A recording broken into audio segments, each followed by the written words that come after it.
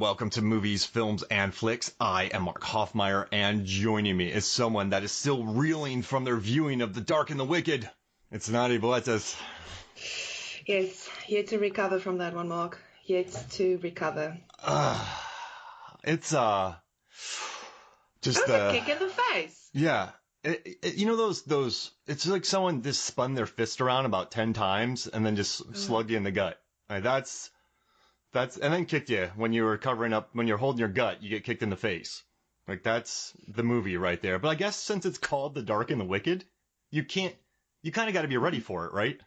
The funny thing is, I thought, okay, this is going to be like some, like lights, satanic, boo, what goes bump in the night type of stuff. I really did not expect this. I think I've told you before, with Mike Flanagan, it always feels to me like he's the kind of director that like he reaches into your chest, like takes your heart, squeezes it, like absolutely squeezes it, but then lets it go so gently, so lovingly.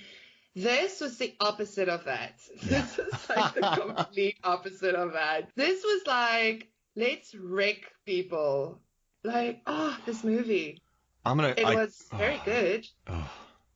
It's like 95% on a tomato meter too, which is kind of wild for something so bleak. Wow. But it's good bleak though. It's not. This is a movie that it never feels precious. It never feels like nihilistic to be nihilistic. It's just decent people in a horrible situation. I mean, whew. Yeah. No, I mean, that's the thing. It's really a lot. It's about like, it's death and grief. There's really like no way to spin around it. That's what the movie is about. And like how absolutely horrid dying is. And like we can sugarcoat it and everything, but it's really not that. Like I love also how the monster's got this death rattle, like when it talks. So perfect. Yeah, oh no, gosh, that movie. I screamed for the first time I can't remember when last I screamed in a movie. I'm not going to give like too much away for people that haven't watched it, but Mark, when it's kind of early-ish when she pulls that curtain away and like, I screamed, like it was, and I cried, like it was, it was an emotional roller coaster, really. I think especially if you've dealt with like a lot of death and stuff and people dying, and the guy nailed it. Yeah. It's and the acting too, Ireland, she's just, she's so good. She sells it. Because imagine someone, she's very watchable, and just imagine someone this lives and dies on on the performances. I really believe that because I don't know, she just has such a great frightened, sad, but still likable. It's such a good, perfect casting. And that's the thing, perfect, right? Perfect casting. And like, because she goes through everything, like then she's like tough and like she knows what to do and she's kind of like telling people what to do. And then she's like this, like you can almost see the little girl inside of her where she's all alone and incredible. I love her. I love Ireland in this. As heavy as this movie was too, it didn't weigh on me like She Dies Tomorrow or Possessor. Or even the latest Grudge movie, which I think was a little unfairly maligned. Those movies just sat on my shoulders. They just, it's like putting a 80-pound weight on you while you watch a movie, and it felt like sludge. The oppressive atmosphere in those, and that's a success as far as filmmaking goes. But to watch something so dark and so wicked and not feel just totally weighed down, like that's another I don't know, it walked an interesting tightrope, The Dark and the Wicked, and you can tell we both just watched it, and that's why it's so fresh. To everyone listening, we literally watched it like yesterday, so it's very fresh. But you know what it was for me, Mark, is it was almost cathartic as well. Like it was so like, because I went in blind, okay? I didn't know what this was about. Like I didn't know. Like I said, I thought with the title, okay, but I went with this movie and I went in and it got really heavy. Like there was a lot of actually like personal triggers there as well, and But like again, like you said, they're not precious. So they don't keep you like in one feeling or in one like atmosphere for too long. The movie does like go. And Hmm. I mean, by the end of it, I like kind of it felt like okay, everything came crashing down, and I bursted into tears at the end of the movie, and I had a good cry. But then afterwards, it was like, there you go, Hmm. And there it is. some of those memories are definitely stuck, but they're not. I don't feel. I don't. They don't weigh. Yeah, it's Absolutely, so they don't.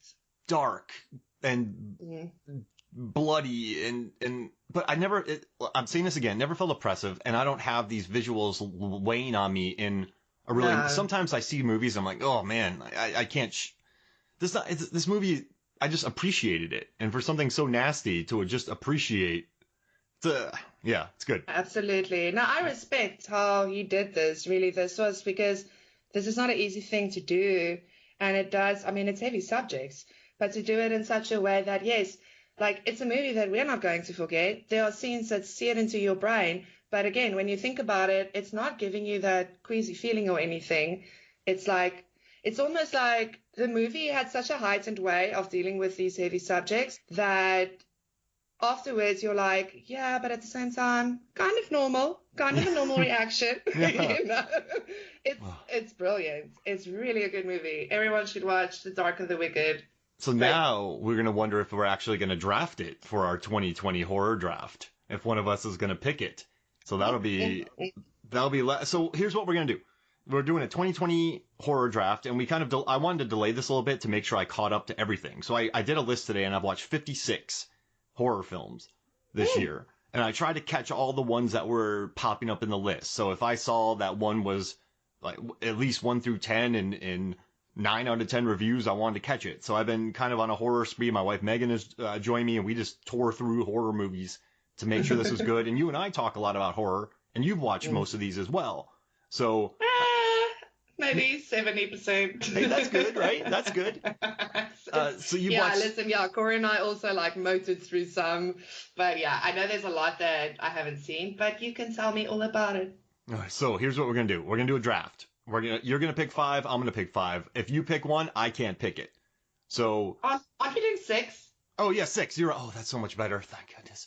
I was so stressed out about 5, but I remember us saying 6 because I'm like, I don't know how to do 5. I could probably do 3 Always easily, but then Always 5 6. gets harder. Is that weird? Like Yeah, no, same. 5 3. actually is, I can 3 easy. Yeah, easy. I love it. It's like 3's easy, 5 is hard, is like next to impossible, and then 6 is like, yeah, all right, I can do that. Yeah, 369. The So Goose Jaguar, you know. since you're the guest on the show, I'm gonna let you have the first pick. All right. So You don't want me to have the first pick because you know what I'm going to pick, and you want to pick it too. oh no. Well, you know what? That's fine. You join me. So either way, it gets picked first, I think, depending on what you're saying. So what are you gonna? What's your first pick? Okay, you know what? Maybe I won't go with like the obvious one first. I'm going to go with Hunter x Hunter first, Oh which is also a good one anyway. And yeah, I'm sure it's on your list. Oh, that one's oh gosh. So Megan gave me her top 5 horror films of the year, and I guess I'll read them because it's kind of applicable. But Yes. she told me that her number 1 was Get Duked, and then she liked a movie called Bacurau, which is Kino Mhm. Lorber, bonkers, beautiful film. Then Sputnik was number 3 for her. The Hunt Yes. was 4, and then she had a Yeah. tie for 5. She's like, I'm doing it. Her tie for 5 was Spree and Anything for Jackson, and then 6 was Hunter x Hunter, especially the ending of Hunter x Hunter. So Nice, yeah, nice, Meg. yeah, Shout out to Meg. Hunter x Hunter. she's been Great movie. yeah. Whoa. I mean, it's just so economical, but just you have the wolf out there, the wolves. Oh, I'll let you say it since you picked it. I don't know why am I talking about it. No, please talk. You're No, the better talker, anyways. no, it's once again, it's another movie that I was reading a lot of reviews for, right? And it's in 93%. It's really nice to see Devon Sawa and Nick Stahl in it. Yes. But I want to ask you a question. A lot of people have been like, the ending builds and it's so insane. Like, I don't think it's that bad. I think it's quite cathartic, but messed up. It's 100%. Also, yeah. I called the ending before it happened. I told Corey, No, should I spoil it? No, what? no, let's not Like, do it. Let's not do it. we're not going to do it. Okay. But I totally called it. I knew exactly, and like exactly what she did. I knew she was going to do that. Yeah. Like, that was so yes, that is what she's going to do. Mm-hmm. That is the reaction. That was the. Oh man, and just the ending look. Oh my gosh. Oh. So But good. listen, what have you figured out? Like, or found? I remember you actually said I should check the credits. That song that the guy listens to and that she listens to. What is that song? That Nick Stahl listens to on his cassette player. Yes. Because it's I a didn't great look. song. Crap. Maybe I'll write it in the. If you're reading this, when I release the post, I'll write it on Movie Songs and Flicks, and you can see the song. I'll find it and I'll put it on there. Also, shout out to Camille Sullivan for somehow finding my review and retweeting it, and I didn't even tag her in it. Yeah, so I wrote about how good she is because I think this movie really. I don't know, I liked the dynamics of the family. I thought, oh man, and I don't know how she got in that headspace. I know we're dancing around the ending a lot, but it's good. Yeah, it's actually difficult to talk about this movie if you can't really talk about. But yeah, so basically, for anyone that hasn't seen it, the synopsis is like this family, like Devon Sawa is the dad, Camille is mom, and then who plays the teenage girl? Summer Howell, and she's Renee. Yeah, yes. So they're like living out in the woods, like all isolated. Like dad's got issues with like living in society and whatever. So they're laying fur traps and selling fur. That's how they like survive. So it's like a survivalist type of thing as well. But then, yeah, like, because dad thinks they're all very safe in the woods, but then he discovers that there is someone killing women out in the woods. So he tries to protect his family, but yeah, I mean, this is a horror movie, so you can just imagine where it goes. There's really not much that you can give away. Even like let's call it characters that croaks. Yeah. Even that, you can't really like, you're going to spoil it for people. It's one of those movies. It's actually a difficult movie to talk about. Yeah. If you're not doing spoilers. We're doing our best dancing around everything. Well, we can do a full. Yeah. It just, but do you want to? I guess I didn't know where it was going, and I guess I was kind of. And the reason I'm comfortable about talking about it is because every review is like it builds to a crazy ending. So there's so much out there about it. So I'm cool talking about it, but I think it earns it. And you know, like when Megan and I watched it, she's like, yes, she was so happy. 100% about 100%. it. Yeah, it's like it's very satisfying. It's a lot. Like they go there. Yeah, it's very sad. Like I said, I called it. I was like, yep, that's what you're gonna do. That's what I would probably do. I was so happy about that ending. Ugh. And cool seeing Devon Sawa and Nick Stahl, right? Cool seeing him back. Though. Oh yeah. It's like, oh. It goes there. Yeah, and I think it's also a great movie that like showed how, you know, the man of the house that wants to protect like his wife and child, but then he doesn't really teach them much about like surviving people. Yeah. And then like they're alone and having to fend for themselves and shit goes south and, you know, like, yeah, it was a great movie. It's also a bit of a kicker, but a good one, I think. I think it's a good movie. It's a kicker, but it's not like a gut punch. Exactly. That should be on the poster right there. It's a kicker, but not a. All right. So I'm taking a chance here, but I'm gonna keep up with our number one theme. So Hunter x Hunter has a wolf. That's an issue. So I'm gonna take, which you might be annoyed by. I'm gonna do it and take the Wolf of Snow Hollow. Okay, wait, wolf, because I say wolf. I don't say wolf. The Wolf of Snow Hollow. I say Wolf of Snow Hollow. I say it really weird. But yeah, so my number one is the Wolf of Snow Hollow. I had to do it. Sorry if you're annoyed. I'm so annoyed. That's the one that I wanted to do, and I was being nice. And this just goes to show. Don't be nice, Anandi. Don't be nice. Here, that's okay. Wait. I'll take it back. No, it's fine. No, it's fine. Are you sure? Take it, Mark. Take it. I just want to point out to listeners that when I saw this movie, like, I loved The Wolf of Snow Hollow. It is great. Jim Cummings is great. Like, oh, everyone's great in that movie, honestly. Performance-wise, fantastic. The cinematography, fantastic. It's like, yeah, the humor, fantastic. And even the themes. I mean, And the fist we'll get fighting. into that now. So, like, I watched this movie and I'm so excited about it. And I'm like, Mark, have you seen this? And he's like, yeah, I'm not sure if I like it. Dude's so angry. And I'm like, dude. And we start talking about it. So Mark eventually like brings out his like, favorite horror movies. And Wolf is on there. And I'm like, well, good on you, Mark. Good on you for listening to Zanandi about how good this movie is. So you can have it. It's fine. Because I'm just glad you came around to how good this movie is.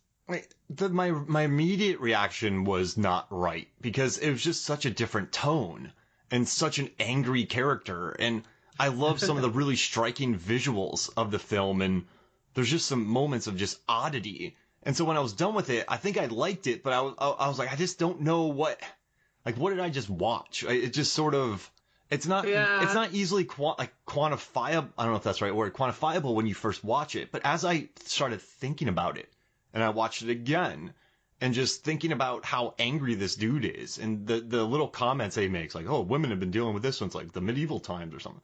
Oh my word, yeah. And just the wolf and the different like characters, and he goes into his girlfriend's boyfriend's house and just starts beating him up. It's just because he doesn't get her back when there's an attack, which is a good rhyme. But no, just watching him again and him and his dad just yelling at each other, and oh man, I don't know. This movie has grown on me more so than any other movie in 2020. It really has. I don't know what it is about it, but it's just such it's a real unique wonder to me. It is. It is. And I'm happy it's grown on you because it's really good. It's a movie about toxic masculinity at the end of the day, but it uses humor and dark comedy, and really, because that was the thing for me when I watched it the first time. I laughed so much because I laughed at men being so angry, but their anger making them so stupid, and they say and do these stupid things, and the women around them are just like, oh my gosh. I thought it was hilarious, but at the same time also very sad because it also showed that while men are being there, macho, women get hurt. Like the whole thing about how, it was so crazy it was so much for these people, these guys in this town to believe that a man could actually do that to women, kill women that way, that, oh no, it has to be a werewolf, right? No man can do it. It must be they would go to the supernatural because it's so difficult. It's almost like they're almost, the inability to confront themselves and their own nature, and I think the movie showed that so well. And also Jim Cummings is amazing. I love deadpan humor, so he had me with the deadpan humor. Oh my word. Just the fights and also he was a guest on the Rotten Tomatoes is Wrong podcast of The Beach, and he talks about his movie on there. So if you're bored, go listen to that so you can hear him talk about The Beach and his film. But now I'll happily give you this movie and I'll take something else. No, it's fine. It's really fine, Mark. I'm just giving you grief. Right. It's fine. I'm super earnest, so you got. I'll just you can have my team. It's fine. It's fine. But no, I just it's such. I was reading a review from Roger Ebert, and they called it a balancing act, and I agree too because it. But and I also this sounds weird, but I like how Jim Cummings, his performance, I wouldn't say is polished, and I think that's what makes it better. It doesn't feel... It's not over-rehearsed. It's not tight because, anger isn't tight. Anger is reckless and impulsive and 100%, yeah. If it felt fake, I just wouldn't have liked it. Just some actor pretending. But Cummings seemed just like he wanted to fist fight everybody. That's the thing. It would have felt preachy if it was too tight. And he was this guy, if you're just going to look at him funny, he's going to come out swinging. Everyone just get away. And I love how, even the pacing of the film, just how he gradually starts, losing it. The scene also where, he's after the guy, and like his daughter gets up in the mix, and he's freaking out over like, and she's like, "You're not even asking me if I'm okay." Yeah, And I he love goes that on line. this rant because like he's chasing a killer and blah blah blah, and she's just like, "Wow, you're a jackass." Oh, I love it. And that scene with that guy, I forget who it is, but the guy kind of like pokes him in the head, and then he just starts fist fighting him. And then there's this little Yeah, moment. the librarian Yeah. in the Oh, library. I love it. And then remember when his daughter, she's like in front of the mirror and she does that weird dance? There's like enough cheeky moments in this and character moments and there's tiny things that happen that I just really like. And it's just a rewarding movie. And I wish that there was I bought the movie, but I wish there was a commentary because I would love to hear him talk Oh, more about yes. this movie. But I Oh, kind I of would like love it. that too. And also, you know what else I like too is I haven't watched Thunder Road yet, and I need to get around to it. But since Same. I wasn't familiar with Cummings, Jim Cummings, I saw the character as the character as Officer John Marshall. Like I didn't see it as like Tom Cruise playing a role or Adam Sandler or Jack Nicholson or any I don't know, Aubrey Plaza. I don't know. I didn't know who this dude was, so he was the character. Now that I think I appreciate it more because it's such a unique, refreshing blast of just weirdness. Absolutely. And Robert Foster is also so Yeah. great. Like he's got that whole No Country for Old Men going on in the movie. Oh, it's so great to see him in this. Like it's really cool. And what, Ricky Lindholm, she's good as Officer Oh. Julia Robson. She's good too. She's fantastic. Oh gosh, yeah, I love her in this too. Like it's just a really good movie. I really enjoyed it. And I also love at the end how like his kid, his daughter, like she punches a box or something. Yeah. And it also just shows that whole thing of, yeah, like anger just spreads and like it's, if you just suppress stuff, yeah, it's never a good idea, folks. Don't She's suppress. gonna be angry. I love that scene. That was perfect. She's already angry, yeah. Thanks, I loved Dad. Oh, cool. So we went with the wolves. So I had to do it. So The wolves. No, that's fine. I love it. Like, I knew it was going to get picked anyway, so that's all good. As long as it makes the list, because it was on both our lists for the year anyway. It's a good one. All right. So what's your number 2? I shall then be going with, There's so many good ones. I know. Ooh, Swallow. Hey, I was typing that in. Swallow. Oh, Mark. Yeah. I mean, So we've good. talked about this a bit. Oh, what an excellent. And Hailey Bennett in this. Oh, she's so good. Give her an Oscar nom. Honestly. You know what? It's really something to see anyone really. But like, especially like a woman, she played it so understated. Like this, you could see like her vibrating, but she wasn't vibrating at the same time. Like that, having complete control, but also like on the verge of exploding. Oh, she was so good in this. I can't even like find the words. I had such a hard time though, because I also thought that what Austin Stole is her husband Richie, and then her parents Catherine and Irwin. So Elizabeth Marvel and Dennis O'Hare, like they were really good, but I hated the scenes where she had this glow to her and she was just happy and she just wanted to tell people like, I'm really happy. Thank you. And everyone just dismisses her over and over. And then when the husband tells his coworkers about what happened to her, like that's dude. That hurt me more than any skinning or decapitation or stabbing a knitting needle into my cheek or eyes. Like that, those uncomfortable moments for her and just watching her internalize, that's a bad word because she's swallowing things.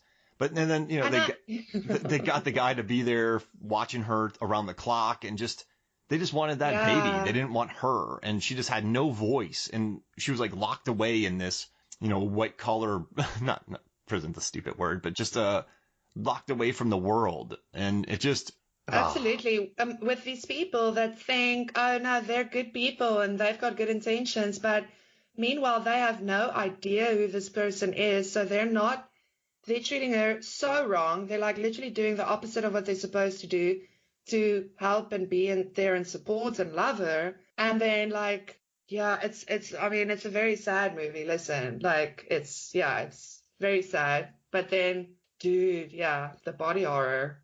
Woo! When You're she right. starts swallowing those things and you're Ugh. like, no! And starts small and works up from there. And her Oh, performance is so good. You could, but incredible. you know what it is though? I think you nailed it too, where it's not showy. And I think that might get No. it in trouble because she's not playing a real life musician in a biopic who, gets an Oscar Yeah. nomination. It's very understated, very warm, and just, when you have no one there with you and when no one listens to you, it just eats your soul and you look for other things. It's just, even that guy that was with her 100%. wasn't be there to kind of be there with her. He was kind of a warden. So she just, yeah, it's very good. And it's Yeah, and he earned was and, also like pretending he's like the luckiest guy in the world. And I'm like, but he's so cold. And it's like his idea of happiness and comfort and support, and then her, like, and I love that too, because in the beginning, it actually takes a while before they tell us what her deal is and where she comes from. Because I mean, yeah, that whole like reveal is also oh, like, oh, okay, you can immediately see where this movie is going and whatever. But like also, oh, I mean, that scene as well, because she talks about it, but also she talks it away. Like, mm-hmm. and that is such a thing that we do. We do that. Like, terrible things happen to us back in the day. And then, like, but when we talk about it, it's like, oh, yeah, no, but it's fine. It's fine. I'm okay. Like, but then you see her in the situation and the people around her have no idea. Mm-mm. They don't, and it's oh yeah, it's such a sad but a fantastic movie. An earned ending. Yes, IFC yes, really had an incredible year with they horror. have. Swallow. Oh, we'll talk about it later because there's some movies we'll probably chat about. So I'm gonna now you're annoyed at me because I'm gonna pick this one second. Not annoyed. You're not annoyed, but you're like, Mark, you picked Wolf. But my number one horror movie of 2020, I'm gonna pick second, and that's Get Duped. Oh yeah, no, I know you like that movie. Yeah, I it's a bonkers movie. Yes, it's beautiful. It's Megan's number one favorite. It was mine. It's just it's like it doesn't exist in this world. And those four kids like DJ Beetroot just Oh my word, and just Ian and Duncan. I mean, Duncan. all right, so I guess Get Duked is about these four kids who go on this Edinburgh, like Duke of Edinburgh hike because they're juvenile delinquents and they just have to get out and do some stuff, but it all goes wrong when they start getting hunted. But In the Scottish Highland. beautiful Scottish Highlands and just throw everything that you think is going to happen out the window because it is. But I love the kids and that kid Duncan. He's a murderer. Like he tries to kill the teacher. It's just, and then you get a bunch of farmers like tripping on rabbit poop, and there's just oh man, DJ Beetroot running around and the greatest bus van gag and that I can ever think of. I mean, that's my humor. So if someone said, Mark, what's your humor summed up with? I'll be like, it's the van gag in It's the Van Gag. Get Duped. It just keeps going. Oh. Yeah, my favorite like running joke in the movie was the notorious bread thief. I thought that little like plot point Yeah. was incredible. Like this little like village, and the biggest problem they have is catching the bread thief that's stealing all the bread in the village. And I'm like, okay, first of all, what the hell is he doing with all that bread? Because you can't eat all that bread. It's gonna go off. That's how bread works. But also, I kind of love him and he's my hero because I love bread. And like, I'm like, I want to be a bread thief too. Oh, beautiful job. Like getting some focaccia that they were like. Yeah. Megan made some Ciabatta. focaccia the other day. Oh my gosh. Oh, yeah, Mm, yeah. But yeah, Oh, and then it all comes around, and none of it really makes sense. And there's just a lot of running around the beautiful Scottish Highlands. Like my favorite place on earth is the Isle of Skye in Scotland. I've been there a couple times, and I just think it's my happy place. It's beautiful out there, and I would love to have a beautiful house on the coast, maybe in Plockton, the town next to it, and then just drive over to Talisker and have some whiskey every day. But it's and pretend to root just right, you know. just don't take the bus. Yeah.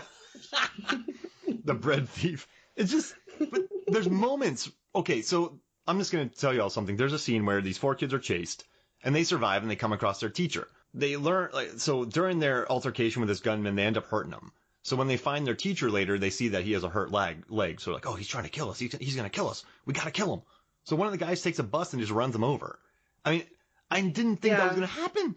He just murdered the teacher. And it's so impulsive. I'm like, dude. When that happened, I'm like, I love this movie. And just listen to DJ Beetroot and the cops that are just running around thinking that there's cults and gangs or people from the city or just, I mean, it's just hilarious. I love it. So that's my number 2 is Get Duked. It's perfection. I love the original title too, Boys in the Wood. I love that, Boys in the Wood. It's so like, yeah, that's accurate, especially with all the. Listen, half the movie feels like it's a rap music video, which is hysterical. Like, I turned to Corey and I was like, do you think this is someone that like makes music videos and they want to like get their name out there that they make music videos? That's a great point. Yeah, you really just need to go with this movie because it's so bonkers and like left field that it like kind of, it'll slap you if you try to like take it too seriously, because you can't take it seriously. It is very funny. And I like how the locals are nice. There's not the evil locals, if that makes sense. When they come across those farmers, he's listening to his mixtape. Like he gives them the mixtape and the guy listens to it and then they later hang out with them. It's fun. It subverts so many things. It does. It in a way, it doesn't feel like a movie. In a way, it's very interesting, like what this movie does, because it's so unconventional. I think that's why I love it so much. It's just so, I like weirdo flicks. So Get Duked, number 2. That's my second draft. What's your third? Okay, for number 3, I am going with a directorial debut we had that I thought was a really great movie. I actually watched it again yesterday. It's still good, and it is The Rental. Oh, yeah. The movie that makes Mark very scared of going to an Airbnb again. Those stupid Airbnbs. Oh, I loved this movie. I love the fact that it was like these 4 people that went to this Airbnb, and from the get-go, like, because the whole movie is about trust and mistrust and like judging people, but also like ignoring all the red flags. Like, really, go watch that movie again and just like see how, like, you know, there's these warning signs and stuff, but then it's either so easily dismissed or there's like a little debate, but also eventually dismissed. And I love like the judging of like how all these people in the movie judge each other and then kind of gets it right sometimes. Like when Taylor, the guy that rented the Airbnb to them, like he's like, oh yeah, you city folk, you probably don't like, you know, like, what do you need a telescope for in the city? Like, you city folk, something. He was talking about that. And they were like, oh, okay, he doesn't know anything. But then they take drugs. Yep. They like, you know, go to this like beautiful house, a rental house that's on this cliff in the middle of nowhere. It's stunning. Like they were planning to go on a hike the next day, but then like, again, they took drugs and they were actually too weak to go, except for Alison Brie's character, you know, like, I just loved it. Yeah, and then it's like the first half of the movie is all this tension between these characters, and then the second half just goes full on, like, slasher, you're gonna die, because, guess what, you were being watched. Oh, it's so good. And the ending, it also goes quick. It doesn't like, you know, it doesn't get boring. It freaking, when Mr. Killer shows up, it's boom, boom, boom. There's the one with Allison in the car. That one was creepy. But yeah, like it goes quick. And then it's a very nice setup for a sequel. Franco wants to do a sequel, and I'm here for it, honestly. I thought it was a great movie. I thought it was very like a good acting, lack of tension, and Airbnbs. It's also like real world vibes. Oh, wow. Yeah, it is real world. Wow. That's a good point. I felt kept at a distance with the characters a little bit just because of, I don't know. It's just, I guess for me, I was a little tired of just watching like good looking people argue. But then but what you just said about But what you just said about trust and mistrust in real world, and then the killer that comes in and how they're at this beautiful place, but then they just like, I need to unwind and take drugs. It shows like, unhappiness about them that they want to squander that. And it's just like, oh, we're going to go all the way out here and just stay in this place. I don't want to go hiking. So I think you just built some layers for me, and like it or not, Yeah. I don't want to give away a lot, but that killer in the movie, I've found myself looking at several things differently now. It's just, yeah, Yep. it's very As effective. you should, honestly. Yeah. Go Google stuff like this and it's out there. So, Yeah, it's you just, know? it's a great point. You almost, like, I need to like, I think I've almost just reframed it in my mind from what you said. And I appreciate that. Glad. I'm glad because I really think it's good. I mean, like from the get-go, you've got this weird thing that, it's almost like we're always being very nice. Like when Nina says in the car, oh yeah, okay, so the guy turned down her request because she's got like the Middle Eastern surname. But then Dan Stevens' character is like, yeah, but we shouldn't immediately jump to the conclusion that the guy's racist. He kind of argues it away. But then it turns out, well, the guy is. So, she wasn't like being wrong. But again, it's that whole being dismissive thing. Like when they're walking on the beach, Allison's character, I should have written down the names of all the characters, but Allison's character talks to like Stevens, like the younger brother, and they're like kind of, yeah, aren't you like, worried that they're working together too much, these two, like on it, like, and Bree's just like talking it away, like again, she's just happy that he's got someone, but it's again like dismissing a kind of a red flag thing, instead of like actually talking about it, they're all just like being super nice. No, we shouldn't like rush to judgment. But then it also just shows how terrible people are with judging other people as well. I think that's why I love this movie, because I see that a lot. And I don't think people really see it in others that often. And I think it's something we should. I mean, like you would want to know if you need to stay away from someone because they're bad news, like instead of just dismissing it and thinking, no, I'm being rude now. And then I don't know, getting freaking murdered or something. Wow, that's I like this movie a lot more now. I might just watch it again. Yay! Oh, please do, Mark. Like even when the guy comes in with, he brings the telescope, and Nina's like the only one who's like, aren't you guys creeped out that he just came in on his own? Like, is he just going to come and go now? And they're all looking at her weird. Like she's like kind of a bit gaslighting her there, where it's like, yeah, sometimes things aren't fine, and it's okay to say that and to respect others for it, Yeah, I thought it was great. Go watch it again, Mark. You're going to see what I'm telling you, like from the get-go. Even with the two couples right in the beginning, like the way Dan and Bree like judges, the other two kind of. But then they're sitting in bed. There's like no intimacy. The other two are way more Go check out the judgments and the trusting and the mistrust and the civility, if you will. That's a great. All right, that's a good review. I'm gonna watch it again. Sold. I really liked it, and I love that the dog made it. I'm saying it. The dog made it. And there's some great fog work in it too. Whoever was doing the Tube of Death made a lot of money with their fog work in it. I love good fog work in movies. Ooh, and the very, very, very last scene, because we've got like some end credit stuff. The very last scene, that is like my worst nightmare. That is literally, okay, maybe second worst nightmare, but like, oh, that is terrible. That is so scary. Yeah, it's a gut punch. You sold me. Yay! All right, I'm gonna drop a really weird third one on you, but I just feel like it should be fun. And so I've picked so far Wolf of Snow Hollow, which is kind of a comedy horror. I've picked Get Duked, which is a comedy horror. I'm just gonna go for a weird one and say this is on none of the lists, but I don't care because I enjoyed it. I'm gonna say #Alive, the Korean zombie film. Directed by Cho Il-hung. Yeah, yay! It's a guy stuck in, so I lived in Korea, and the apartment blocks out there. So I came from a small town, and then I moved to St. Pete, which is a bigger city. But when I moved out to Korea, just seeing the apartment blocks and getting in Seoul and just seeing how many high rises there are and how many people can fit in those things.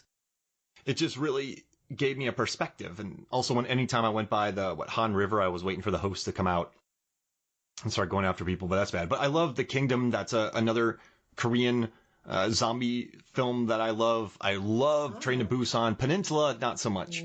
I was not a fan of Peninsula, but I like the simplicity of this movie. #Alive. I'm just gonna call it Alive because I hate saying hashtag.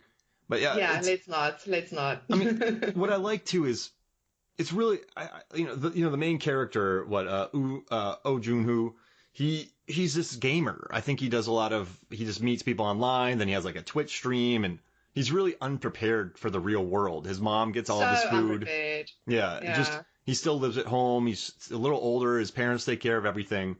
And it's just watching him kind of fail trying to protect himself from all these zombies. And then he finds out that his neighbor, who I liked a lot, Park Shin Hye. Oh, so cool. Yeah, she's the tough one. She knows what's going on. She calls him an idiot. She actually saves his life. I don't know, this is the dynamic, and then getting the two of them together, finding the different ways to survive. You got the parking structure, and just, I love I was jumping all over the place when he would open his door, because you knew if you're surrounded on that and there's zombies, they're going to get you. So it's just a really neat, tiny moments could cost you everything. It's just fun watching I think the Koreans are the best zombies, by the way.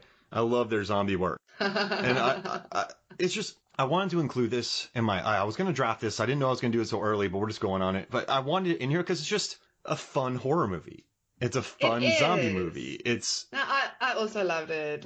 It's a great one. I mean, it's not perfect, but oh gosh, it's fun. You're in it the whole time. It really takes you. The characters are so endearing. I mean, the guy, yeah, he was kind of really ill prepared for this whole scenario. Yeah. He should have maybe went for a jog every now and then or something. Mm-hmm. But at the same time, you very quickly felt very sad for him.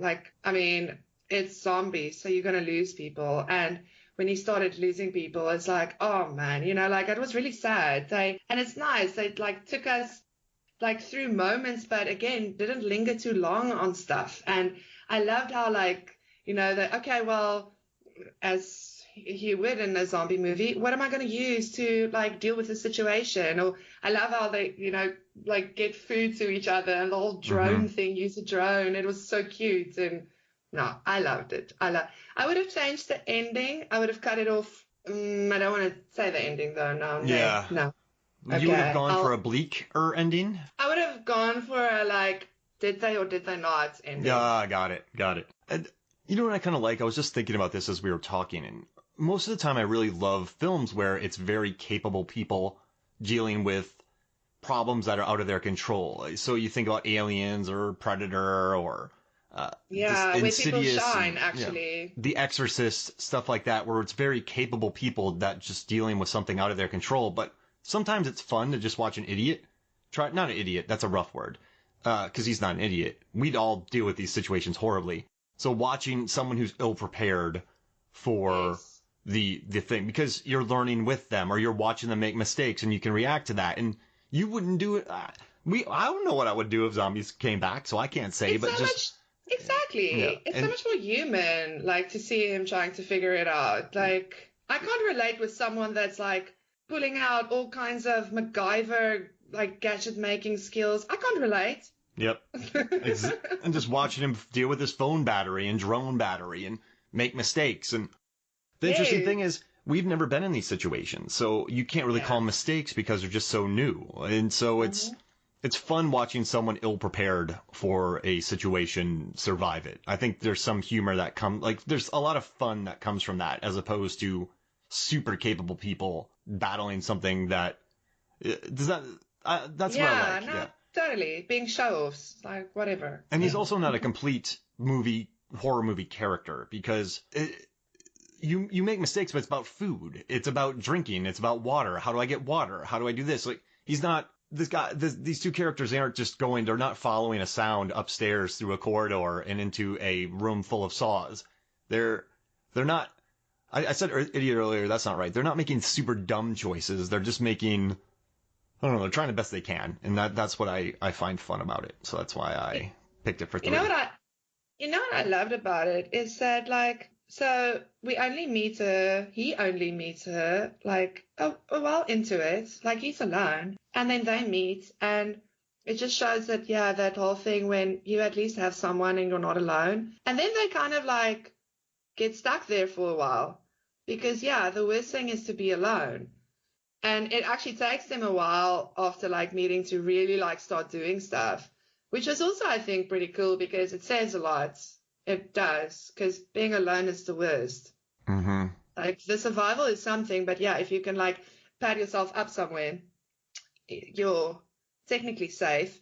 But if you're going to be there all alone, you will start suffering fairly early on. Yeah. So yeah, and then they meet each other. And then, yeah, they just like do this across the building thing for a while. I really enjoyed that movie. I thought it was very fun. I mean, I just like movies where it's tough to go 30 feet. It's a life or death going those 30 feet. I like that idea of it. So, all right. So how about this? We got our 3. We've each picked 3. We'll pick 3 on the back half, 3 each on the back half of the episode. Let's take a quick break. And then when we come back, we'll pick the rest of our 2020 horror films. We'll be right back. Perfect. Welcome back to Movies, Films, and Flicks. And before I forget, I just wanted to read out. On Facebook, I reached out and I said, hey, what are your some on the Movies, Films, and Flicks Facebook page? I reached out to some people and I said, hey, what are your favorite horror films of 2020? And I got some responses. So from Lisa L, she said Antebellum, The Invisible Man, and Host. And she also loved The Hunt. She said it was far better than she expected, and she loved Color Out of Space too. Charlie said he loved The Invisible Man, The Wretched, The Rental, The Lodge, and Relic, which all good picks, Charlie. I taught Charlie at Florida State. He was one of my public speaking students. Cool. I taught a public speaking lab at Florida State University, and then we became buds. So I'm glad he did that.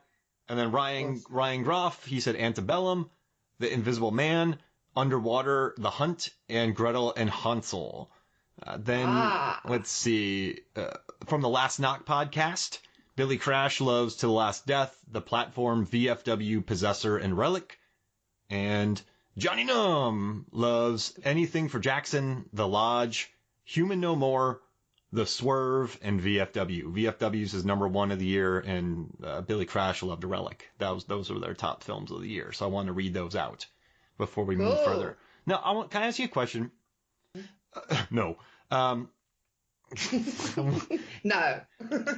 So when I watched Underwater, I was like, this is fun. This is good. But I think about it later on, I love it more. Just the monsters and the underwater and the constant movement of it. And there's really no 1, 2, 3. There's really no 3-act structure. It's just survive. And so when I watched it, I didn't think it was overly exciting. But growing in my memory, I kind of love it. Is that a weird thing? Have you watched Underwater? No. No? Yes, I have. I liked it from the get-go, must say. But no, Mark, I don't think that's weird. Sometimes you just need to sit with something. I've had that with movies. Mm-hmm. I really liked Underwater.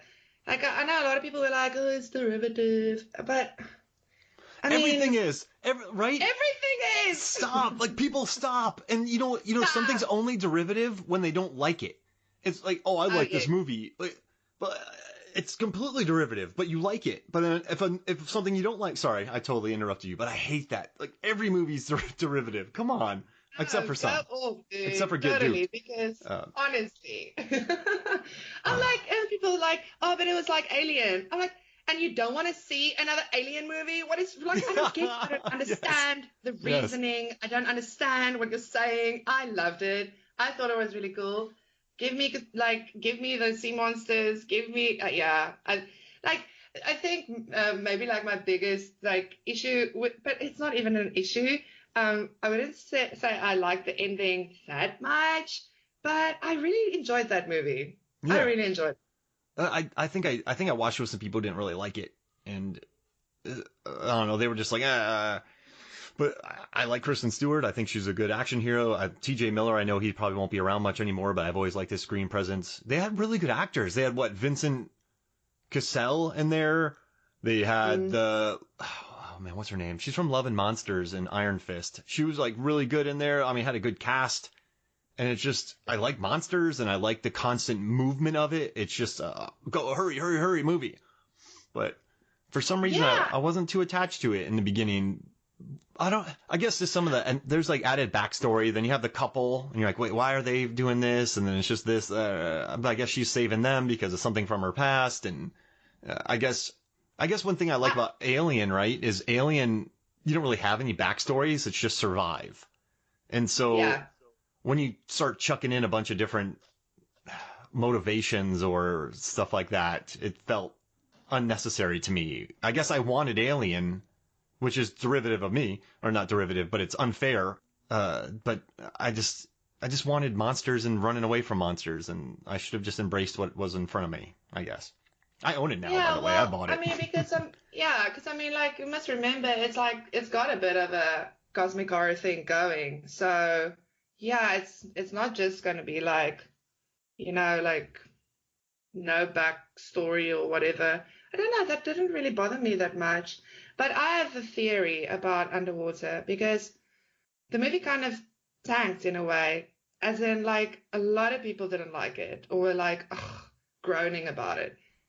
I think it came out at the wrong time. Yeah. I think it came out in a time where everyone was being anyway.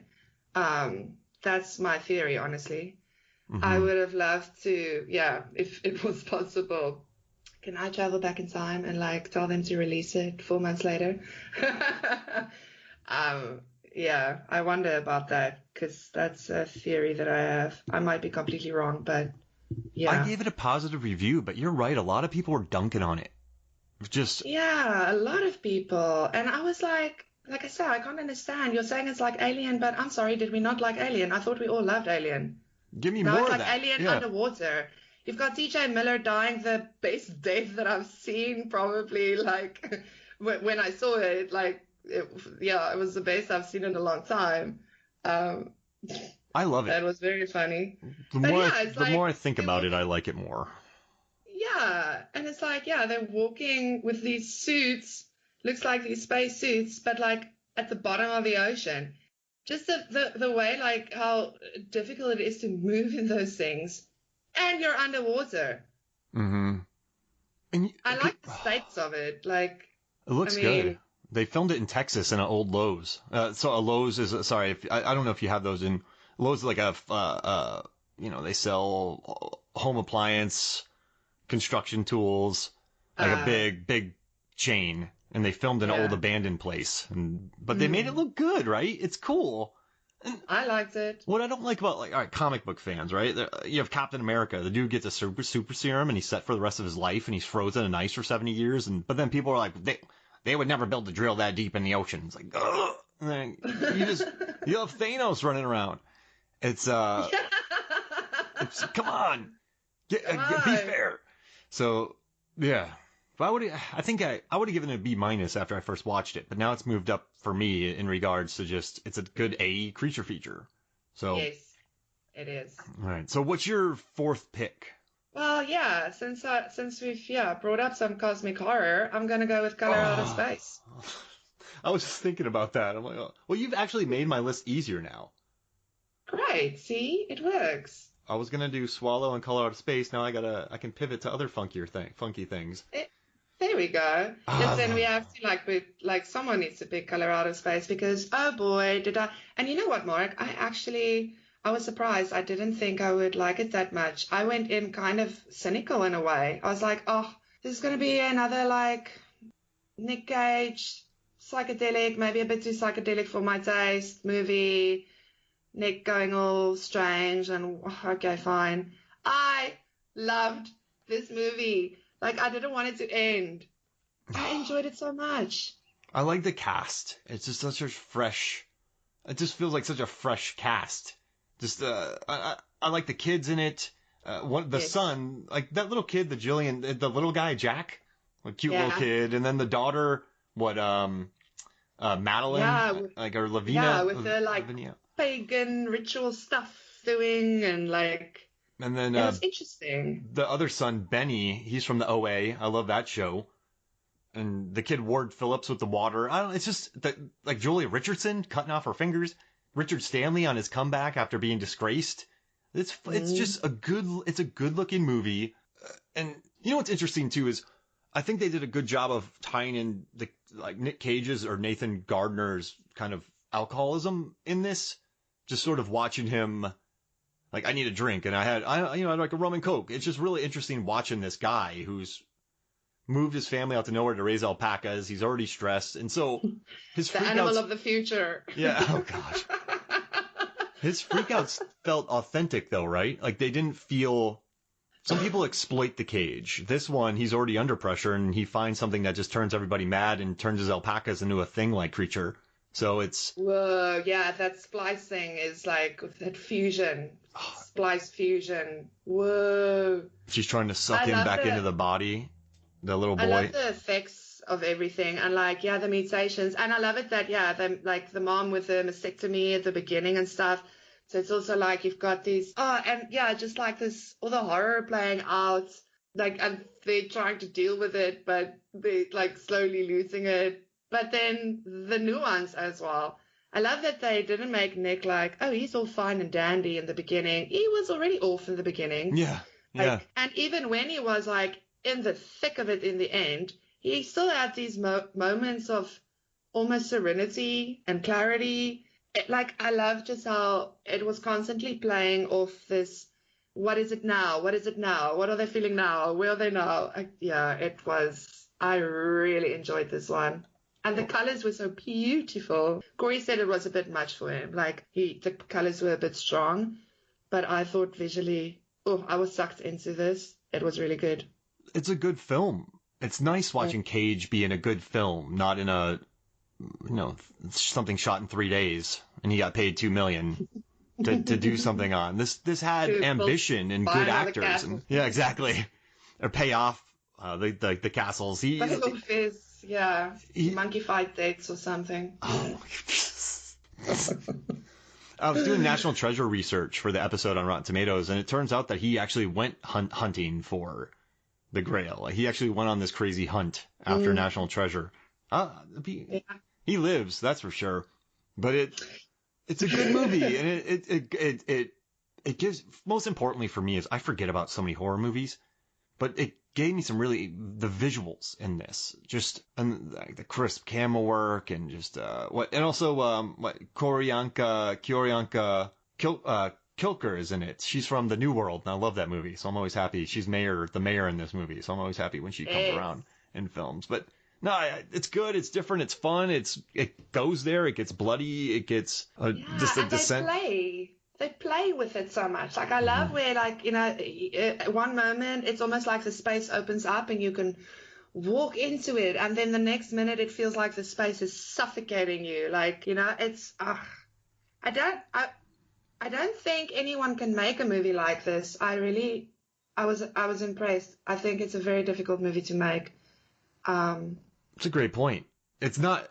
This is a hard movie to make. This is that shouldn't be taken for granted. This was a tough balancing act to make. This is a tough movie. I think a lot of people would not be able to. This is I don't think I would be. I don't know if well, maybe. And I like the crisp camera work too. Like they went really HD, and it creates this sort of family drama. It just looks crisp and clean. It does not prepare you for what's to come, which I like. It doesn't start off all dreary and built out of that. Oh, that's a good one. All right, so my fourth pick. This one's going to be weird. I don't know if you've seen it. You've probably seen it.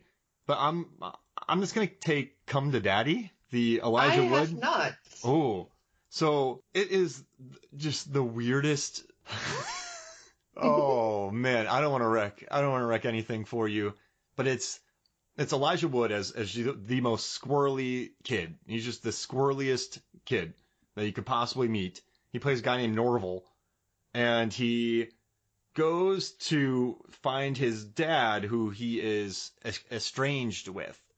And he goes there, and his dad is Stephen McHattie and Gordon, and the dad just is really rude to him. They have this really awkward scene where Elijah Wood lies about knowing Elton John really well and they're best friends. He's like, well, I drove a limo. We're best friends too. And so he's like, I'll call Elton John up right now. And then he makes Elijah Wood admit that he's lying. And it just builds to, I mean, I don't even want to tell you where it goes because it just, I was watching this movie and I just go, where's this going? And then something happens. I'm like, well, this is interesting. Is this going to be this now? And then something else happens. You're like, oh, so this is what this is. And then another thing happens. You're like, oh, so this is what this is? And it just keeps doing that. It pinballs. And there are some very violent. There's a great kitchen fight in this movie, but there's some visuals that oof. But I think Elijah Wood's performance is really good. He's just this squirrely adult, man-child. What's it? Arrested Development, something like that. I'm looking at the images. He looks. Oh, yeah, look at that haircut. Oh my word. And the mustache that he has, and it just gets. But those eyes, he always looks a bit creepy with those blue eyes. It just goes places, and I had no idea where it was going. I didn't know what was going to happen, and then things happen, and you're just whoa. And so, yeah, Come to Daddy is my fourth pick. I'm going to say that. Is it like a slasher vibe? Is it like... Poof. I mean, I can't... dark comedy, horror, blood and guts, uncomfortable. It's like a Duplass brother movie went bad and then more twisted. Okay. I don't think... It's really hard to define, but I really enjoyed it because I just had no clue where it was going. And I went in sight unseen. I dug it. So that's my fourth one. What's your fifth pick? Nice. Okay. Yeah, I'm definitely going to watch that one. That sounds really interesting. How did I miss that? Anyway. Ooh. See, now we only have 2 left each. No. Now it's getting tough. It's actually getting tough now because there's so many good movies. And I'm like, okay, if I pick this, will you pick the other one at least? Like, like now I want you to pick what I want to pick. Okay, you know what? Let's go with, I think I'll leave my favorite for last. Ooh. Unless you pick it next. Wait, but what if I don't pick it? Or wait, you'll definitely. Then I'll leave it for last. Okay. We're doing 6, right? Yeah. Yeah. Okay. So my fifth one, I'm gonna pick The Dark and the Wicked. Yeah. It was so good, man. This movie. This is really. I know we've actually spoken about it already. But that's fine because we still want to talk about performances. So we can quickly again remind everyone that this is it's a wild one. It's not for the faint of heart, for sure. The Dark and the Wicked goes there, but it's also very good. And I also when I watched it with Corey, because he was like, I wonder if all the things work and stuff. But then I was like, listen, this is not a movie that you should take literally. You shouldn't. It's not one of those. You should really go into it with, I think I actually told you this Afrikaans thing that we always say, and I try to translate it, but with God in your heart. You be in a good space, but also be open, because it's just, it's a good movie. And another one that you don't want to give away too much, but yeah. She's so good though, this Mara in Ireland. She was also just in the Umbrella Academy season 2, and she was really good in that as well. Nice. It's just a Netflix show, and then she was in Hell or High Water. She's been crushing it lately with some movies. Listen, I liked her before watching this, and now I just love her because this was not an easy character to play at all. No. You know what I also love is how they really I love the characters, the brother and the sister. It's 2 very distinct characters, but without trying to make them too different or distinct. Just giving them little things that end up being big things that make them different. I mean, the brother, how sad. No. And they're good people. They seem like, right? They aren't. They're That's the other thing. Yeah. All of them. I kind of knew where this was going since it was a Bertino movie. Brian Bertino, correct? That's his. Yeah. So I kind of knew where, because I've seen The Strangers and those movies. But yeah, there's something, and sometimes it gets old for me watching movies where characters in the beginning they're fighting, but then they get killed because then but then they reconcile, and I just like it sometimes when it's just good people getting having horrible things done to them, and that's what this movie is. It's real, and they're out of their leagues too, right? They're just out of their league. Totally. Like no chance. No chance, because and that's how it just goes. I mean, like, yeah, again, it's a very like real world thing, actually, again, and nothing can prepare you for it. And also, good luck to you afterwards, you know? It's not going to be a happy ending where, oh, great, and then you went to therapy and everything was fine. No. The thing latches onto you, and you will have to deal with it for the rest of your life. Yeah, it's very good. Oh, and I just want to say, around it again, tiptoeing. Also, I just want to say that the Dark and the Wicked, they retweeted my tweet when I said The Dark and the Wicked is excellent. So they know about my recommendation for them. I love it. Yeah, I love it. That is so cool. And it's also sometimes these in horror movies people win over these insane odds. Yeah. And that's fine. Everyone loves that kind of the survivor who overcomes these things. But sometimes you're in over your head and it's gonna go bad. it's no, exactly. Like, I mean, it's not cheap, this movie too. It's not. I hate gratuitous violence, but I feel like in this one, the evil is just so oppressive that it's gonna happen. It's just.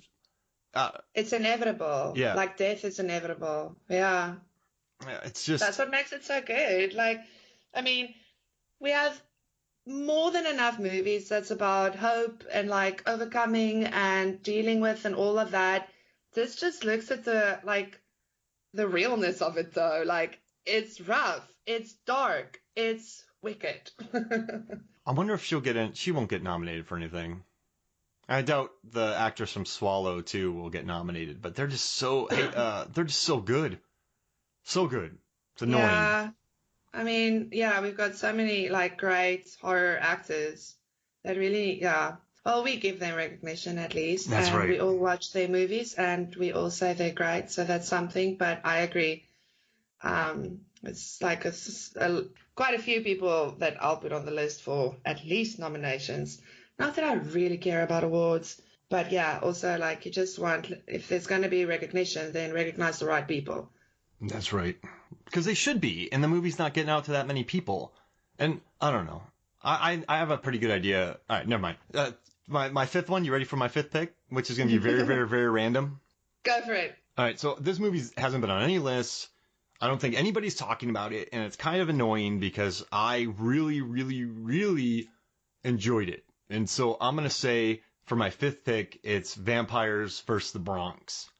That was fun. Yeah. That was a fun movie. And so there's, you know what I liked about the horror genre is it's extremely flexible. So we have movies like Get Duked, which is just bonkers in like a comedy music video. Then we have Swallow, which kind of takes in a Trojan horse of I'm trying to think of the message of Swallow. I had it, but I lost it. Just loneliness and no one listens to you and being being kind of, no one listens. Under other people's control. Yeah. Because like keeping them happy but not living your life and having any control over yourself and your body. There it is. But Vampires vs. the Bronx, you know what I liked most about this movie is like the company taking over a lot of the gentrification in the Bronx. It's Murnau Industries, who, he's the director of Nosferatu. Then you have the fun Lost Boys references, the Blade references. Yeah. And I just think it's a fun movie. I think it covers well-worn tropes. That the final action scene really sort of stretched the budget. I'm not going to say it was really good, but I was not a fan of that. I really wasn't. Yeah. But I think since I'm drafting it though, but just watching the love it had for the genre and the love it has for vampires, and it never felt it never felt all the like the homages and references never felt like, hey, we're so cool. It felt like someone who loved Exactly. vampire movies made a vampire movie. Exactly. It was made with love. And just what I thought the kids were excellent. No one was listening to them. And I always like, it's always a trope in movies, but I always like when that someone's evil, but no one's listening to them. So no one's listening to the kids. So then they have to go off on their own. And I like that style. I like when that happens. It's just no one listened to the kids. They had to go take care of it for themselves. And I think this is probably a good movie for kids to watch. It shows industrious kids from different backgrounds dealing with stuff, and it's got Method Man as a priest. That doesn't get any better than that. So exactly, and it was fresh. Yeah, like I really liked it. I liked it so much. I agree though. The ending was a bit of a, oh damn it, like you kind of like wanted it to be more. But I mean, I loved the movie. I loved everything up until the end anyway. So much so that I was like, I actually wish this was a series that I could binge, because I would totally binge the series. I wanted more, and I like the kids. I like the world. So I had to include it, and because people listen to this, so if you're listening, just give it a shot. Some people are like, I don't want to watch it. It's like teenager, but it's fun. It's good. You won't watch that, but you'll watch Abby Halloween. No, yeah. Go watch it. Honestly, go watch it. Oh, that was gonna be my sixth pick. But no, I had to do it. And are there better horror movies released this year? Yes. Am I leaving out some that you might love? This isn't the best of list. This is just our favorites that we're picking for a draft. Yeah. So, and also, I think it's boring just to, I don't know. These are my favorites of the year. I don't know. I just don't want to be like, this is the best. It's so subjective anyway. Any list that we put out right now is going to be wrong. Actually, it'd be statistically almost impossible for everyone to agree with our order and ranking. So who cares what you pick? I don't want your list. There we go. I mean, like when we do these things, we either pick movies that was like underwatched or underrated, and we want to get more people to watch it, or we pick movies because we have some interesting takes on it and we want to talk about it. That's what we do on this pod. So yeah, like deal with it, people. But also tell us your favorite movies. We would love to hear it. Yeah, please do. And hey, so before we pick our final picks, do you want to talk about our favorite performances of the year? Yeah, let's do it. All right. So do you want to drop your favorites? Okay, yeah. So I've got... okay. I am not going to attempt to say his name because I don't know how to say Russian names that it's spelled like this. But the guy from Sputnik. Oh, yeah. If you know how to pronounce his name. He's really got an interesting name. I don't even know what to... What a good movie. His surname I might like Fyodorov, but I don't know what to do with his first name. Pyotr. Piotr? Yeah. Sorry, y'all. I'm so sorry. Yeah, that's the thing. I don't want to because I don't want to sound disrespectful or anything. Exactly. Like, I'm so sorry that I can't pronounce your name. I feel you. I've got a weird name, Sanandi. It's weird. But I thought he was so good in Sputnik. So good. Didn't you enjoy him a lot? Like, at first, you think, oh, it's just like this astronaut guy, and he's like kind of having an ego thing.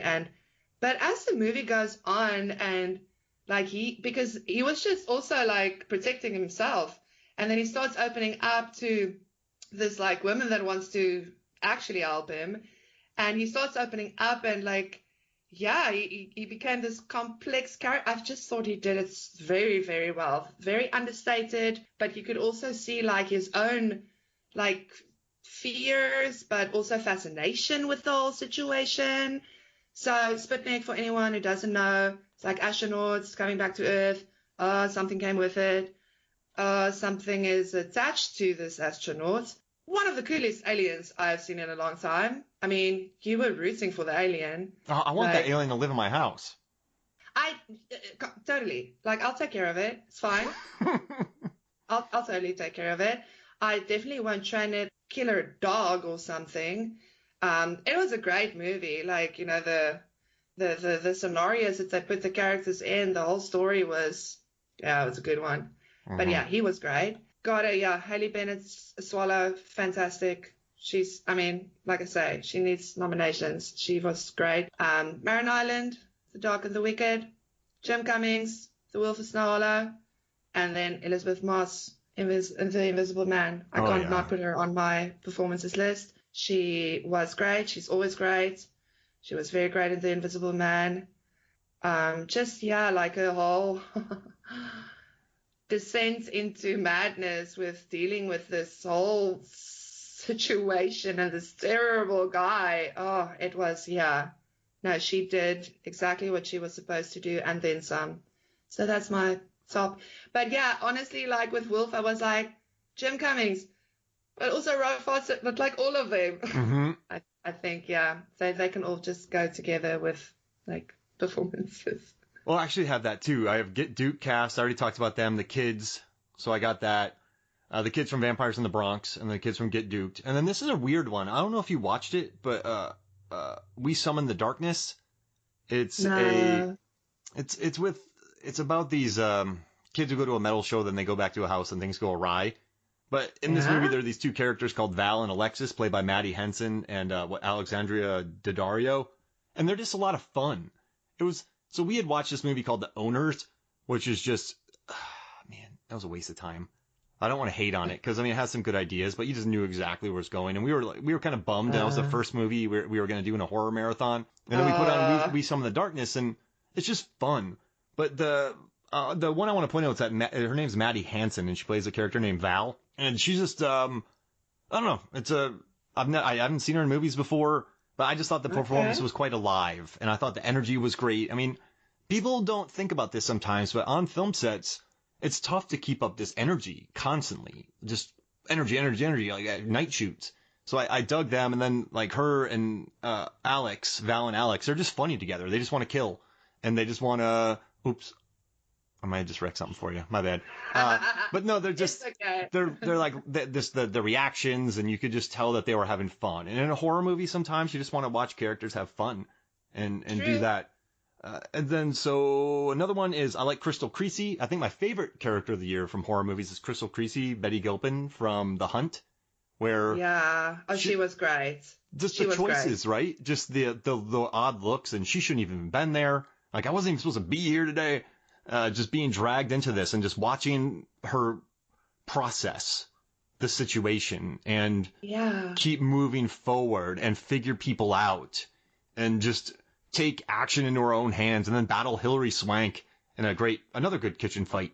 But it's just watching her, the choices that Betty made in that movie make me so happy. Just the looks and the story about the turtle and the bunny and just, and it's another performance I think could have felt too precious in someone else's hands.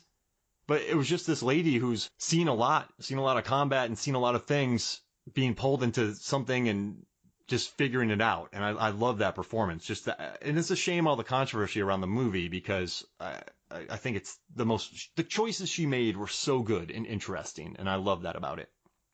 Yeah, it's funny. Like I didn't enjoy, like the movie was fine for me. I wouldn't say I loved it, but I loved her and I loved her character. Like I would want to watch more movies of her character. Like it was funny because we were talking about, we like it when, people aren't like these capable and they can kick ass and it's easy. But like then we get to her character in The Hunt and I'm like, yes, I would watch 2-3 more movies of her character just in these insane situations. And she just going through it, but very capable of making good decisions and just like kicking ass. I really enjoyed it. She was great. And I just love the way she played it because you get these super capable characters are real serious. I can't explain it. I love the decision. Yeah, exactly. She was decision. Like, this is inconvenient. Like, like, why?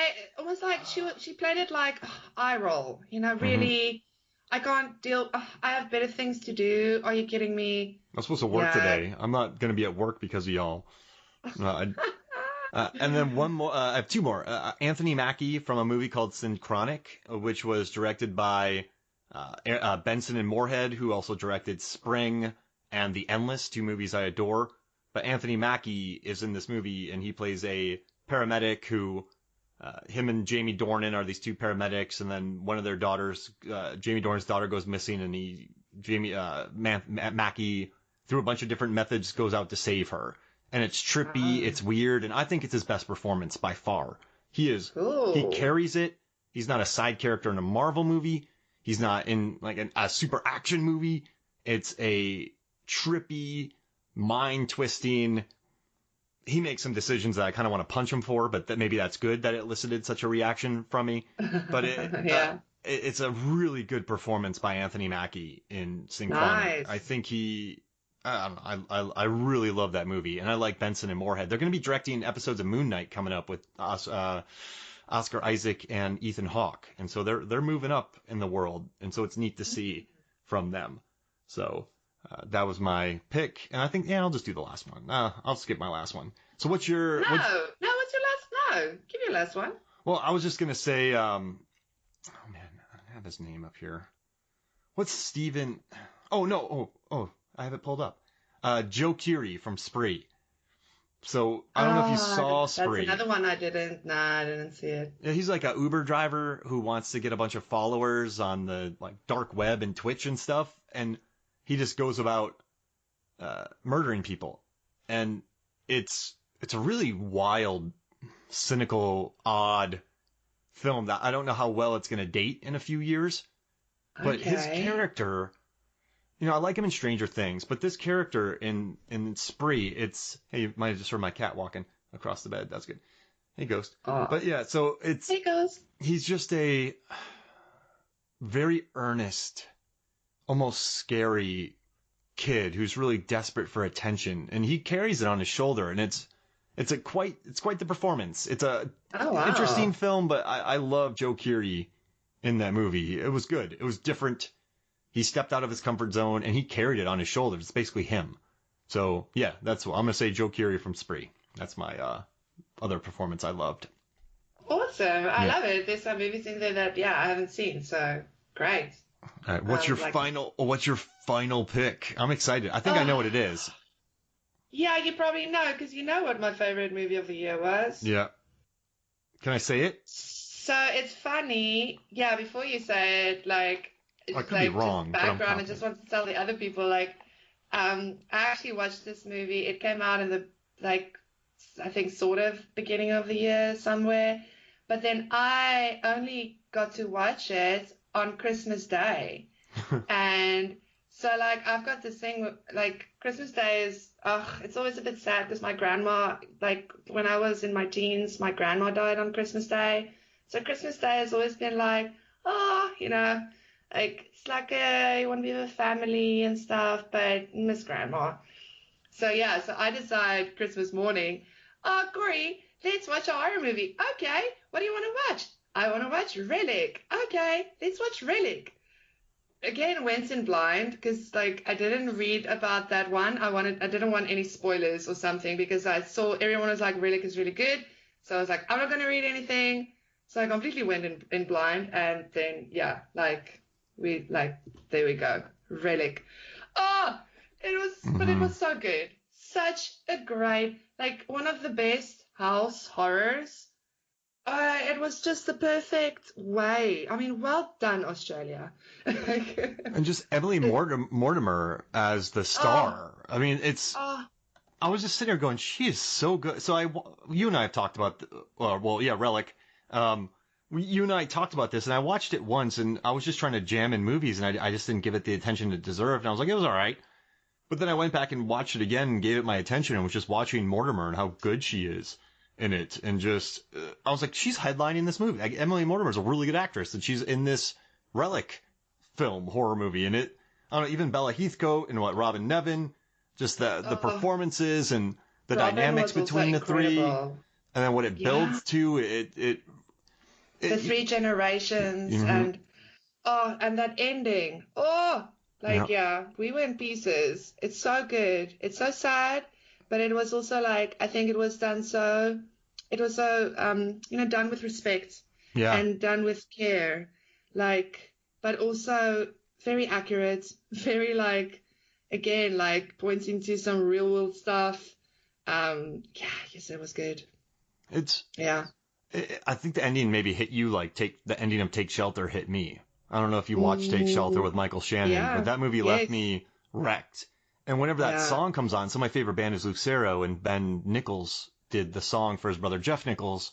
Whenever that song comes on, I almost cry just thinking about that movie, just how Yeah. it hit me. And yeah, it's just the only issue I found. There's a scene where Bella Heathcote and their neighbor, they're walking, and they both look down to hit their marks, and then they look back up. It's like it's the only thing that I saw in there that I was like, wait, that threw me out. I don't know if you picked The up on only it. thing. Yeah, but Okay. no, I know it's No. really weird, and maybe I shouldn't have said that because people will notice it. But I'm like, did they just look down?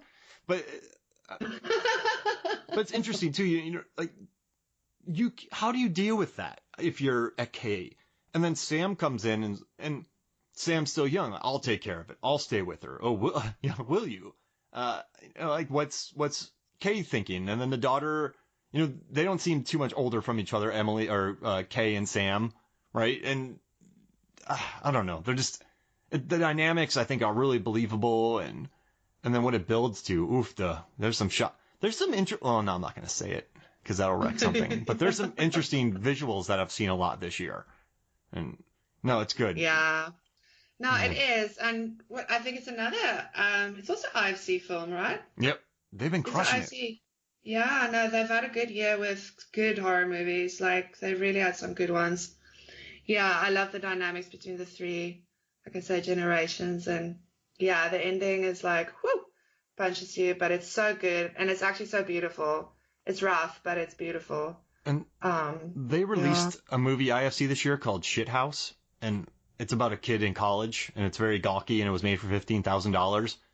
But it rang super true to me, and I wish I would have watched it in college. So if y'all are ever bored, watch that movie. It's Nice. Blank House. I don't like the title, but it's a really sensitive, nice movie from IFC. I'll say it for you. It's shit house. Yeah. I'll say it for you. Yeah, I was worried if you weren't taking Relic, I was gonna take Relic because we can't leave Relic off of the That's the list. thing, right? I'm like, yeah, there's so many great movies and stuff, but I can't not like put Relic on the list. Like that was my favorite movie. Oh, It's very good.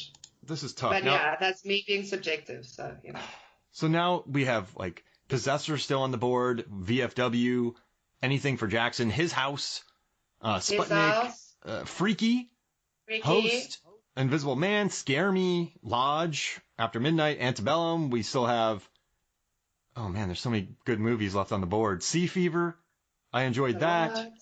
Fantasy Island is insane. Extraordinary, that is a very, very, very funny movie. Rent-A-Pal is very uncomfortable. Surely People Are Loved. Spontaneous, where kids are blowing up. I like that. That's still up there. Shadow in the Mortuary Collection, that was really good. Oh man, Tremor, Shrieker Island. But okay, so oh man, it's down to two movies. It's down to two, and I gotta pick it. Oh man, I don't want to do it. Okay, so I already mentioned Anthony Mackie in Synchronic, which you should absolutely watch. It's a wonderful film, but I'm gonna keep that quiet. And I want to discuss something with you just because I think it'll be the best discussion.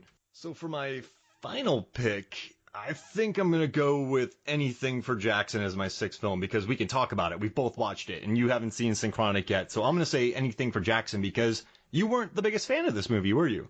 No, I was not. Why did you pick this one? Well, I think Yeah.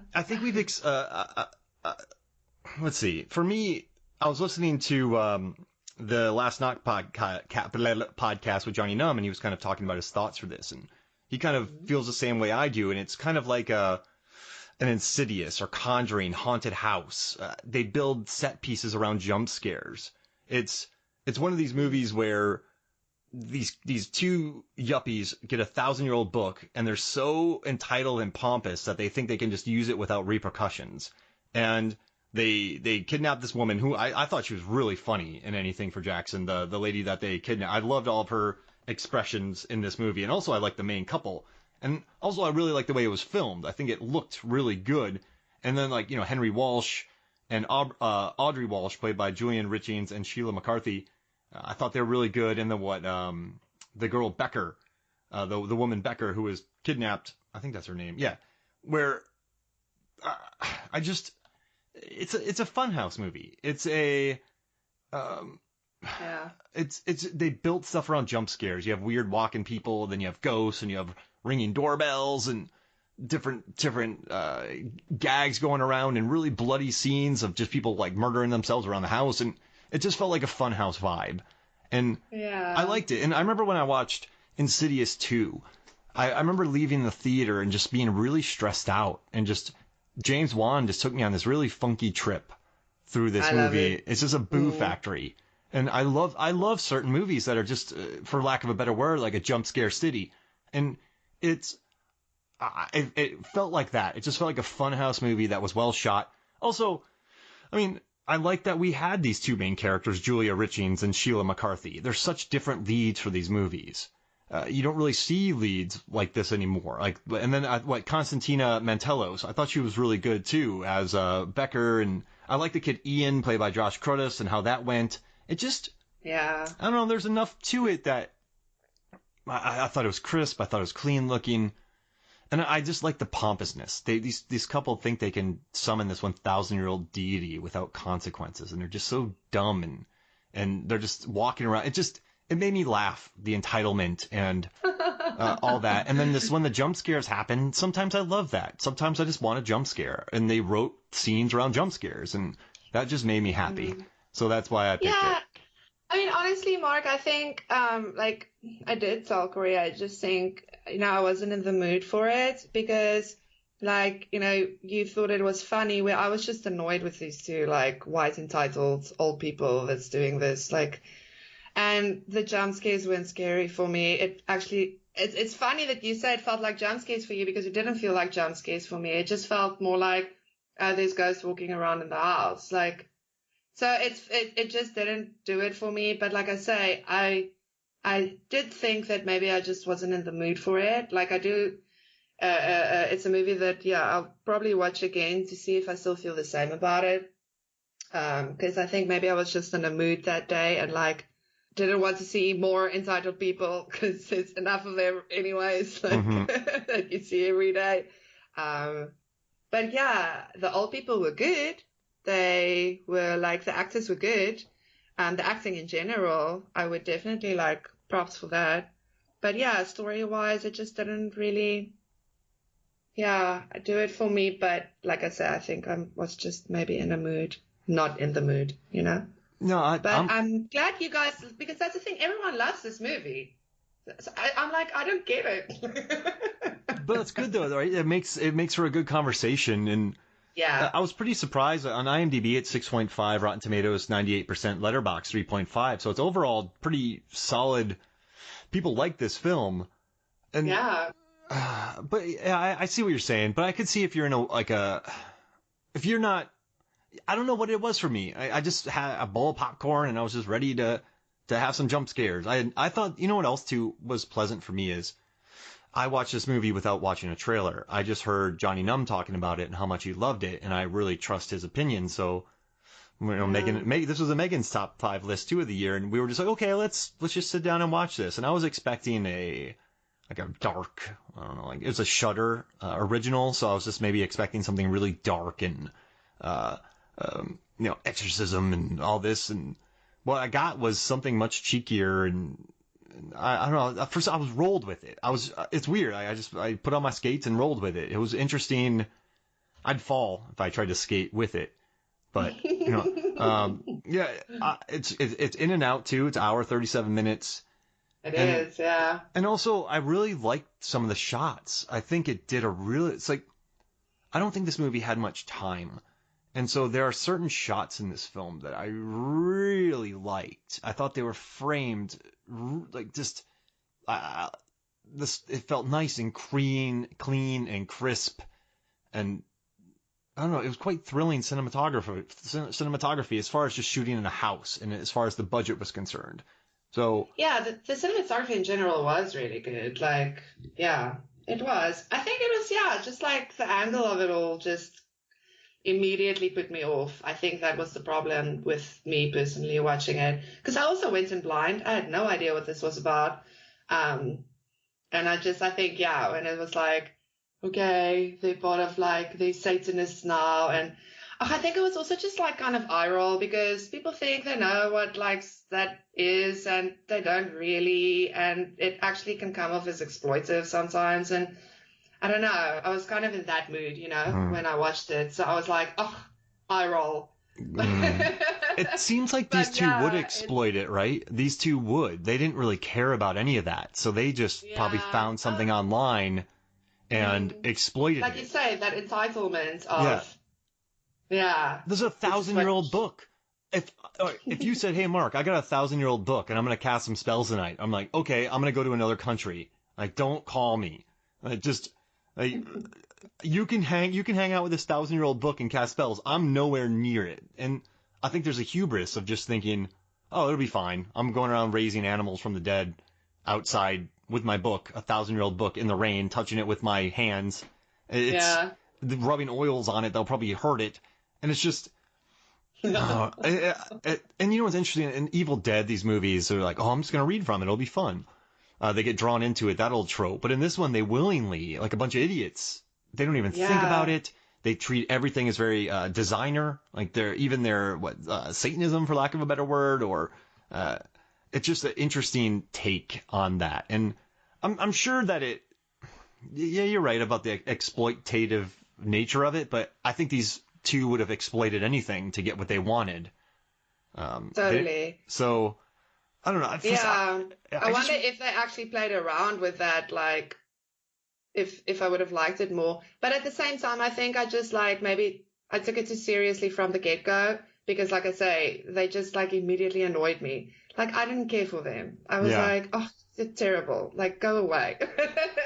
And I liked how cavalier they were with it too, though. They just had no reservations, and Yeah. that made me laugh. And also, I don't know why, but just the reactions from Constantina as Becker, I thought she had the funniest reactions in this. Mm. Just her kind of pained or confused, and I don't know. It was weird. Very, very rarely do characters pop on screen that you just go, "I like them," and for some reason, I'm like, "I like her. I hope she's all right." And it just, Yeah. I don't know. I guess that was kind of my reaction. And then the whole bit with Ian, I thought was quite interesting. And it just, Yeah. I don't know. Sometimes I want a haunted house movie. Sometimes I want a jump scare, and I want Yeah. cats jumping off of trash cans and stuff like that. So I think that's why it worked for me. See, that wasn't scary for me, but like devil stuff isn't scary for me. Mm. That's the other thing too. I'm not really a ghost devil scares me thing. Like, so I think that's the other thing too. But I'm definitely gonna watch it again sometime Like, you know when you're on a because roller coaster, you know where you're going, but you still get that thrill. That was for me, if that makes sense. yeah, Like, you know you're going to go yeah, up a roundabout, around a loop-de-loop because you see it, but it's still you're just still going, yeah. That was it for me. Like I knew scares, like I knew jump was going to come, and I was bracing for it, and I had fun. But you're right. I yeah. think moods come into play, at least for me. Yeah, I mean, it's like the first time you watch Relic, and like, I mean, this happens to us. Like, sometimes you're just not in a mood, and you're not really like into the movie, and then like down the line you watch it again, and you're like, oh wow, this is actually so cool. It happens. It happens all the time. Uh-huh. And also, sometimes for me, as I hear all these hyperbole about movies, and I'm like, it's not that good. And I'm not saying you did that. That's affected me a couple times this year, too. So I need to maybe Yeah, revisit a couple more movies that had tons of yeah. praise heaped on them. But, like, But I love it because that's why we talk about it. Like, mhm. it's different perspectives, and it's cool. But yeah, so anything for Jackson's my final one. So you ended up with, oh man, some good Hunter x Hunter, Swallow, The Rental, Color of Space, Dark and the Wicked, and Relic. What a good selection. Yeah, yeah. And then I had Wolf of Snow Hollow, Get Duped, Hashtag Alive, I hate it. Come to Daddy, Vampires vs. the Bronx, and anything for Jackson. Oh, Yeah, I so love it. You've got a funky list. I love it. I love no, it. I think we covered some of the best films this year. I really do. And I'm happy with all this. This is good. Yeah, look, there's I mean still so many you can talk about, like, Yeah. and then again, everyone has that like favorites. Host did very well this year. People loved Host. They were like, yeah, oh, so many movies. That movie But lost yeah, me, Zanandi, when it's just when they're messing yeah, we around in the talked about beginning it. based on the lie. It's like, oh, I was just joking around. It's like, Yeah, like, and then you just don't like any yeah, of them. You just, and I listen. The idea is brilliant to shoot that in a pandemic, and There's some Yes. really neat scares that they create, but a lot of times these movies just whiff with me when it's just, haha, we're messing around. Oh, what? So, I don't know. I guess she The was problem, joking.